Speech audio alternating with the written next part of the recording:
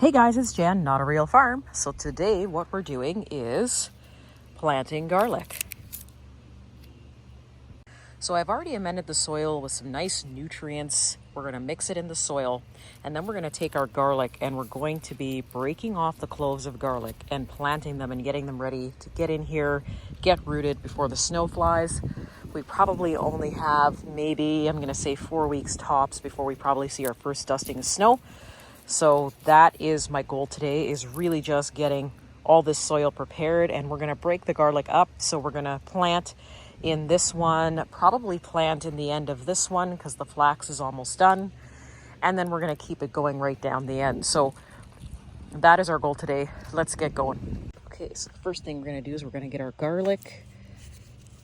Plant that in there. A few more. And now what we have to do is we have to break these up just to get them in here. We're probably going to have about 50 cloves of brand new garlic that we can plant and get these bulbs again for next year.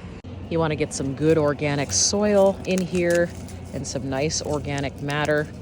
And then what you're going to do is you're going to break up your cloves of garlic just like this.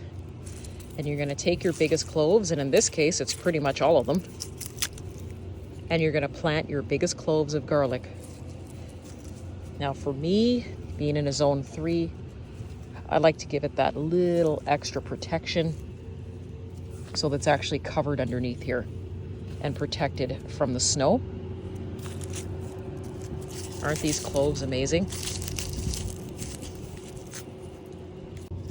And then we could just continue to push them into the ground far enough down that they can root and be protected from that snow and that frost that we know is coming anytime soon here.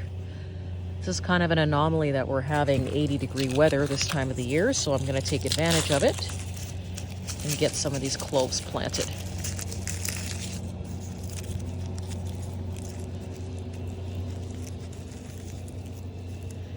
My soil is already nice and crumbly.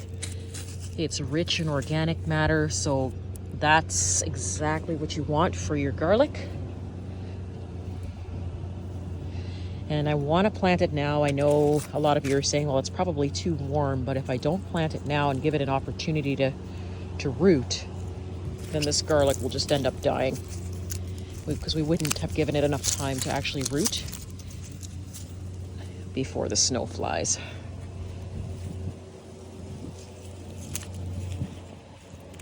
All right, so we pretty much planted that head of garlic all in one straight line. And now we're on to our next amount of cloves that we're going to be planting. Aren't those amazing? Look at that. So I thought I would just break some of these up so you can see sort of the clove sizes that I'm dealing with. That's one clove. And sometimes it doesn't work out. Sometimes what happens is you go to pull the garlic apart, so you go to pull the garlic off of the stem, and you'll encounter things where the skin, for example, will pull away from the raw garlic clove, and then you kind of can't plant it because it'll go rotten. So a lot of the times what we do is we treat ourselves to keeping those and using them in the kitchen. So for example, this one I pulled apart so you can see.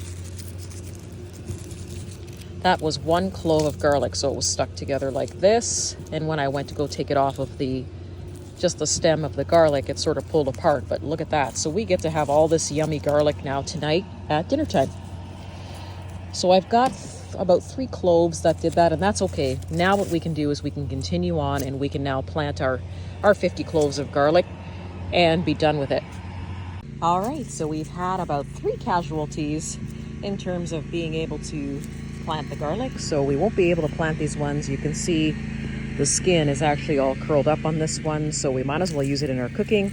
And then this one, when I went to go try to separate it from the bulb itself, it came apart. So now we get to just take these goodies inside and use them in our cooking. Other than that, we have our garlic planted basically in this little half of the bed.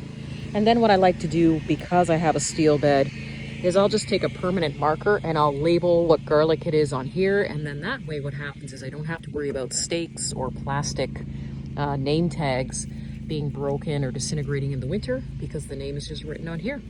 Anyways, guys, that's it for me today. Thanks for joining me planting some of the garlic. See you soon.